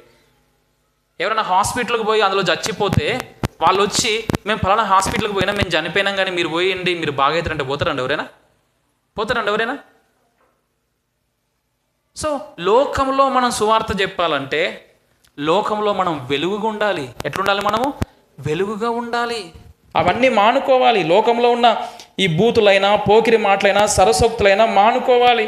వ్యభిచారం, ఇంతకుముందు వాక్యం చెప్తున్నారన్న, అపవిత్రత, విగ్రహారాధన, లోభత్వం, పిసినారితనం, ఇవన్నీ మానేయాలి, విడిచిపెట్టాలి.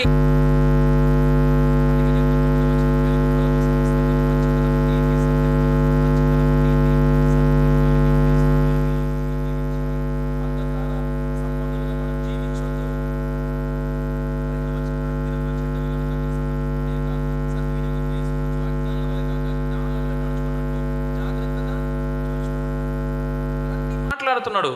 మీరు వ్యక్తిగతంగా పరిశుద్ధంగా ఉండండి, వ్యక్తుల మధ్యలో పరిశుద్ధంగా ఉండండి, లోకంలో కూడా మీరు పరిశుద్ధంగా ఉండండి. అందుకోసం మీరు ఏర్పాటు చేయబడ్డారు. అందుకోసం దేవుడు మీలో ఊహించిన దానికంటే, అడిగిన దానికంటే ఎక్కువైన పరలోక విషయంలో ఆత్మ సంబంధమైన ఆశీర్వాదం అనగా రక్షణ కార్యం మీలో చేస్తున్నాడు. అంతేనా? 22వ వచనం నుంచి 6వ అధ్యాయం 4వ వచనం వరకు కుటుంబంలో కూడా పరిశుద్ధంగా ఉండండి. స్త్రీలారా పురుషులకు లోబడండి, పురుషులారా స్త్రీలను ప్రేమించండి, తల్లిదండ్రులారా పిల్లలను ప్రభువులో పెంచండి, పిల్లలారా తల్లిదండ్రులకు లోబడండి. ఇంట్లో పనిచేసే మనుషులు కూడా చెప్తుండ్రు, దాసులారా యజమానులకు లోబడండి, యజమానులకు చెప్తే యజమానులారా దాసులను ప్రేమించుడి. అరే ఒక్కడు కృష్ణ అయితే వాని ఎన్ని జీవితాలు మారుతున్నాయి తెలుసా? వాని వ్యక్తిగత జీవితం మారుతుంది, వాని కుటుంబ జీవితం మారుతుంది, వాని సంఘ జీవితం మారుతుంది, వాని సమాజంలో జీవితం కూడా. వాడే నిజమైన క్రైస్తవుడు. వాళ్ళే నిజమైన క్రైస్తవులు అండి. ఇట్లా వచ్చి దర్శనాలు చేసుకుంటా పేరు పెట్టుకొని ఇష్టానుసారంగా జీవించే వాళ్ళు క్రైస్తవులు కాదు. అంతేనా?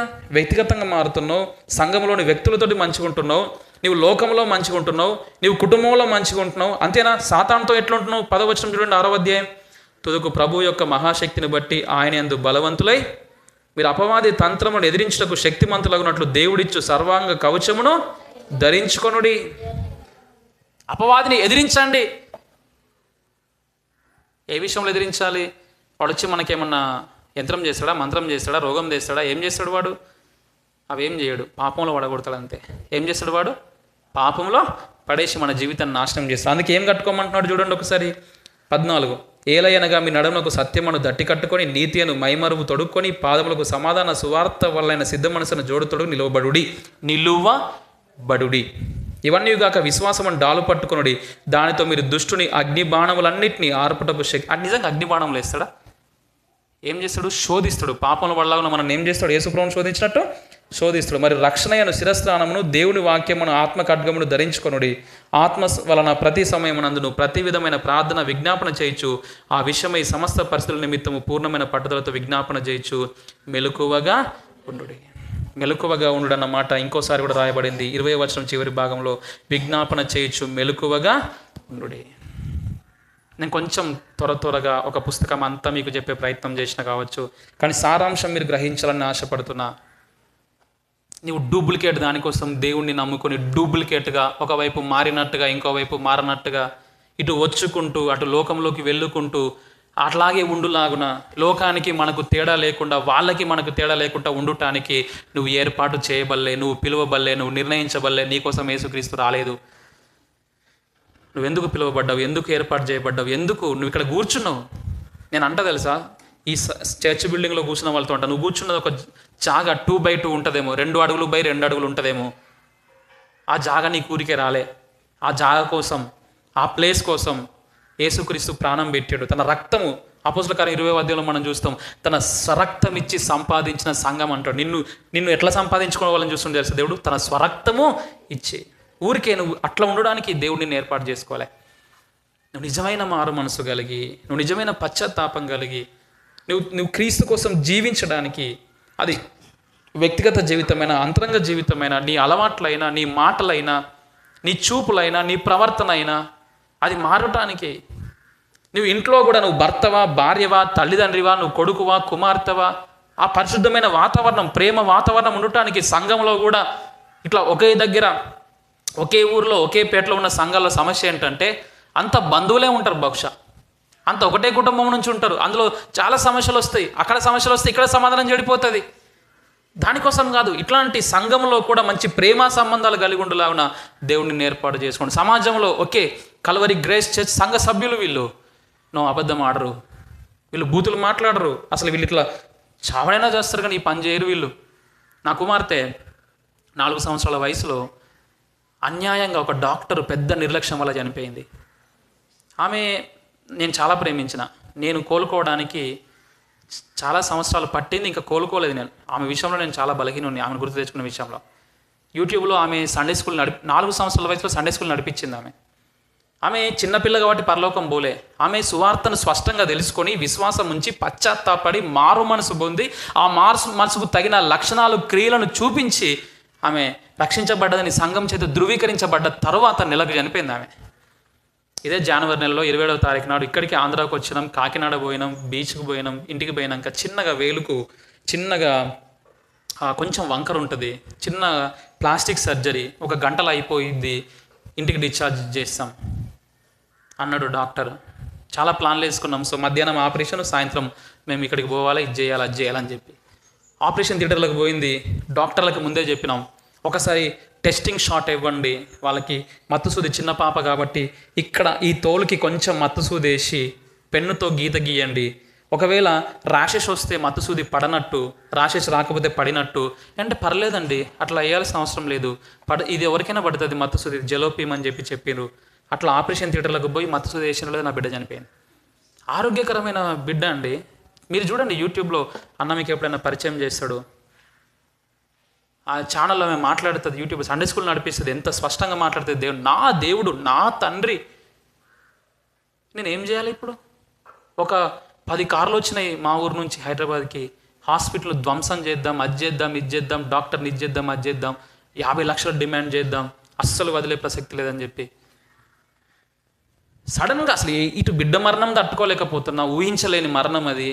ఇంకోవైపు వీళ్ళందరూ వచ్చి ఇట్లా చేద్దామంటున్నారు, తిడుతున్నారు, మా విశ్వాసులే వచ్చి డాక్టర్ని తిడుతున్నారు, గొడవ చేస్తున్నారు. నేను మా అమ్మ నిలబడ్డాం, దయచేసి మా రక్షణను మీరు వ్యర్థం చేయకండి, మేము రక్షించబడ్డాం, అట్లా తిట్టడానికి మేము లేము, అట్లా డిమాండ్ చేయడానికి మేము లేము. దేవుని చిత్తం లేకుండా ఏమీ కూడా జరగలేదు. ఆయన సార్వభౌమత్వంలో ఏది జరగాలో అదే జరిగింది. మీరు ఆయనను ఏమనొద్దు, హాస్పిటల్ మీరు పగలగొట్టొద్దు, మీరు బూతులు మాట్లాడద్దు, దయచేసి ఇక్కడ నుంచి వెళ్ళిపోండి అని చెప్తే వాళ్ళు మా మీద కోపం చేశారు. మీ బిడ్డ అంటే, నా బిడ్డ అంటే ప్రేమ ఉన్నది, దానికంటే ఎక్కువ నాకు దేవుని మీద ప్రేమ ఉన్నది. మనం డబ్బులు డిమాండ్ చేద్దాం. మా ఎమ్మెల్యే ఫోన్ చేసి, అరే డబ్బులు డిమాండ్ చేద్దాం బాబు. నో, నేను పోయిన వారం తర్వాత పోయిన డాక్టర్ని కూర్చుని పెట్టిన, స్టాఫ్ 10 మంది మొత్తం వాళ్ళకి ఎక్స్ప్లెయిన్ చేసిన, మీ నిర్లక్ష్యం వల్ల ఇక్కడ జరిగింది, అది మీకు ఒక పని చేస్తున్నాం, ఇంకా కేసు చేయట్లేదు, మీకు చేయట్లేదు, అది చేయట్లేదు, నేను క్షమించబడ్డా మీకు చేస్తున్నాను. ఆయన జైన మతం అంటే మామూలు మతం, అసలు ఏ విశ్వాసాన్ని వాళ్ళు దగ్గర చేసుకోవాలి. ఆయన జైన్, ఆయన పేరు భరతేంద్ర స్వామి, డాక్టర్ పేరు. జైన మతం ఆయన కూర్చుండబెట్టి ఇంగ్లీష్లో, తెలుగు రాదు ఆయనకి, ఇంగ్లీష్లో మాట్లాడి ఆయనకు సువార్త అంతా ఎక్స్ప్లెయిన్ చేసి, దేవుడు నన్ను క్షమించడు కాబట్టి, నా ఘోర పాపాలు క్షమించడు కాబట్టి, నువ్వు చేసిన ఈ పాపం నేను క్షమిస్తున్నాను. No Jesus, no way to heaven, పరలోకానికి మార్గం తెలుసుకోమంటారు. ఆయన అందరినీ బయటకు వెళ్ళగొట్టి, ఆయన 70 సంవత్సరాలు ఉంటాయి, మా కాళ్ళ మీద పడి ఆయన మా ఇద్దరిని క్షమాపణ అడుగుతున్నా అంటే మేము పైకి వెళ్ళి, సార్ మమ్మల్ని కాదు క్షమాపణ అడగాల్సింది, ఈ ఒక్క తప్పు కోసం కాదు మీరు క్షమాపణ అడగాల్సింది, మానవ జీవితమే పాపం, దేవుని క్షమాపణ అడగండి, రక్షణ కోసం ప్రార్థన చేస్తాను. ఇప్పటికీ నన్ను చాలామంది ఈ విషయంలో తప్పుపడుతూనే ఉంటారు, నువ్వు చేసింది కరెక్ట్ కాదు, డబ్బులు డిమాండ్ చేయాల్సింది, వద్ద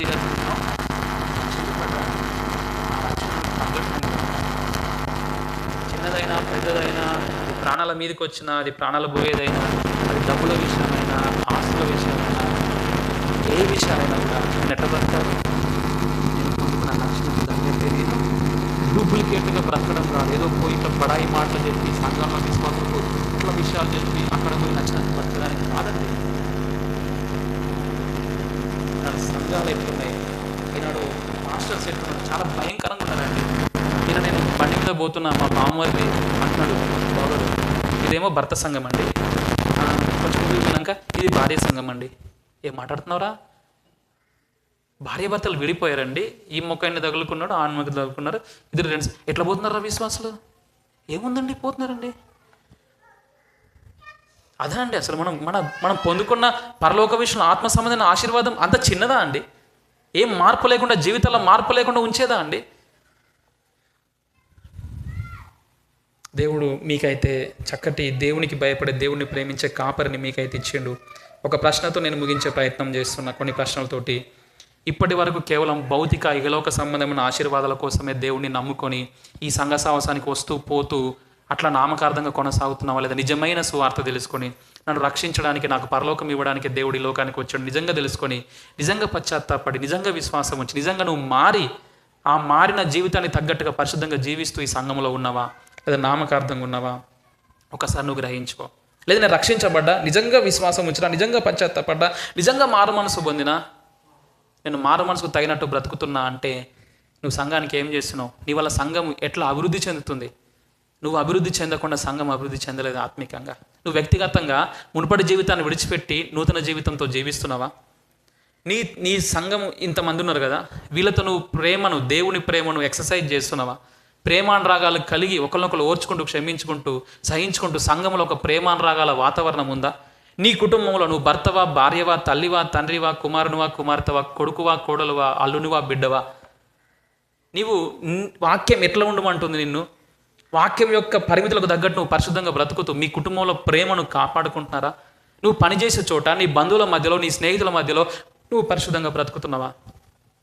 ఇవన్నీ లేకుండా నాకు దేవుడు ఉన్నాడు, మాకు గుడి ఉంది, మేము రక్షించబడ్డామంటే అది చాలా అబద్ధపు మాట అండి. నిజమైన విశ్వాసం పశ్చాత్తాపాన్ని కోరుతుంది, పశ్చాత్తాపం మారు మనసును కోరుతుంది, మారు మనసుకు తగిన జీవితం పరిశుద్ధతను, ప్రేమను కోరుతుంది. ఆ మాట చదువుకొని ఒకసారి మనం ముగించుకుందాం. ఎఫెసీయులకు రాసిన పత్రిక 4వ అధ్యాయం, 3వ అధ్యాయం చివరి 2 వచనాలు. మనలో కార్యసాధకమైన తన శక్తి చొప్పున మనం అడుగు వాటన్నిటికంటేను, ఊహించు వాటన్నిటికంటేను అత్యధికంగా చేయగల శక్తిగల దేవునికి క్రీస్తు మూలంగా సంఘములో తరతరములు సదాకాలం మహిమ. ఆయనకు చేసే శక్తి ఉంది. అడిగే మనసు నీకుందా? నువ్వు అడిగిన దానికంటే, ఊహించిన దానికంటే ఎక్కువ చేయాలనుకుంటుండు. నువ్వు తల్లు వంచి కళ్ళు మూసుకొని నువ్వు అడుగు దేవుణ్ణి, దేవ నాలో ఇవి కావాలి. ఈ పరలోక విషయంలో ఆత్మ సంబంధమైన నీ కార్యాలు నాలో జరగాలి. నీ కుమారుని రక్తంలో కడగబడిన రక్షించబడ్డ నేను అన్ని చోట్ల, అన్ని విషయాల్లో నేను పరిశుద్ధంగా బ్రతకాలి. నాలో ఈ కార్యం చేయండి. మిగతా నీ ఇష్టం ప్రభువా. నా ఆరోగ్యం అంటావా, నా ఆర్థిక పరిస్థితి అంటావా, అవన్నీ నువ్వు ఎట్లా చేస్తావు, నాకంటే మంచిగా చేస్తావు, నేను అడిగిన దానికంటే మంచిగా ఇస్తావు. నేను దాన్ని అడగట్లా, నేను వీటిని అడుగుతున్నా. ఒకసారి నీ రక్షణ గురించి, పరిశుద్ధ జీవితం గురించి, నీ కుటుంబ జీవితం గురించి, నీ సంఘ జీవితం గురించి, నీ వ్యక్తిగత జీవితం గురించి, నువ్వు సమాజంలో, నీ బంధువుల మధ్యలో, నువ్వు పనిచేసే చోట, నీ స్నేహితుల మధ్యలో నువ్వు ఎట్లుంటున్నావు, దాని గురించి ఒక్కసారి నువ్వు దేవుణ్ణి అడుగు. నీవు అడిగిన దానికంటే, ఊహించిన దానికంటే అత్యధికంగా చేస్తానన్నావు. నాలో ఈ ఆత్మ సంబంధమైన అత్యధికంగా చేస్తున్నాను. నా జీవితం ఎట్లుండాలంటే అద్భుతంగా మారిపోవాలి ప్రభువా. నన్ను చూసిన వారు అసలు నువ్వేనా, నువ్వు ఇట్లా నూతనంగా బ్రతుకుతున్నావు, ఇంత క్రొత్తగా, ఇంత మంచిగా. అరే ఒకప్పుడు నీ మాటలు ఎట్లుండే, ఒకప్పుడు నీ చూపులు ఎట్లుంటుండే, ఒకప్పుడు నీ అలవాట్లు ఎట్లుంటుండే, ఒకప్పుడు నీ యొక్క ప్రవర్తన ఎట్లుంటుండే, జీవిత విధానం ఎట్లుంటుండే. వావ్, దేవుడు మార్చిండు. యేసు రక్తంలో కడగబడి జీవితం మార్చుకున్నావు. దేవుని కోసం డూప్లికేట్ బ్రతుకు కాదు, డూప్లికేట్ నటించే బ్రతుకు కాదు, మోసం చేసే బ్రతుకు కాదు, యథార్థంగా పూర్తిగా మారినావు నీవు. నీ గురించి ఆ సాక్ష్యము దేవ నాకు ఇవ్వండి ప్రభువా. నాలో ఈ కార్యం తప్పక చేయండి ప్రభువా, అత్యధికంగా చేయండి ప్రభువా. ప్రార్థన చేసుకుందాం ప్రియులారా. ఏమాత్రం మోసపోవద్దండి. నిజంగా దేవుని మీద విశ్వాసం ఉంటే నీలో పశ్చాత్తాపం ఉంటుంది. నిజమైన విశ్వాసం ఉంటే మారు మనసు ఉంటుంది. నిజమైన విశ్వాసం ఉంటే పరిశుద్ధత ఉంటుంది, ప్రేమ ఉంటుంది. అవేం లేకుండా అయ్యో ఆ దినమున నువ్వు దేవుణ్ణి చూచి ప్రభువా అని అంటే దేవుడు అంటాడు నీవెవరో నాకు తెలియదు అంటాడు. ఈ లోకం మట్టుకే నిరీక్షించిన ఎడల మనుషులందరికంటే దౌర్భాగ్యులము. అయ్యా నేను ఆరోగ్యం కోసం నమ్ముకున్నా అంటే నీ అంత దౌర్భాగ్యులు లేరు ఈ లోకంలో. ఆరోగ్యం కోసం కాదు నువ్వు నమ్ముకుంది, అప్పుల కోసం, బాధల కోసం కాదు నువ్వు నమ్ముకుంది, పరలోకం కోసం నమ్ముకున్నావు, రక్షణ కోసం నమ్ముకున్నావు. ఆలోచన చేయి, ప్రార్థన చేసుకో, సిద్ధపడు. బలలో పాల్గొనబోతుంటుండగా అందరం కూడా మనల్ని మనం సరి చేసుకుందాం.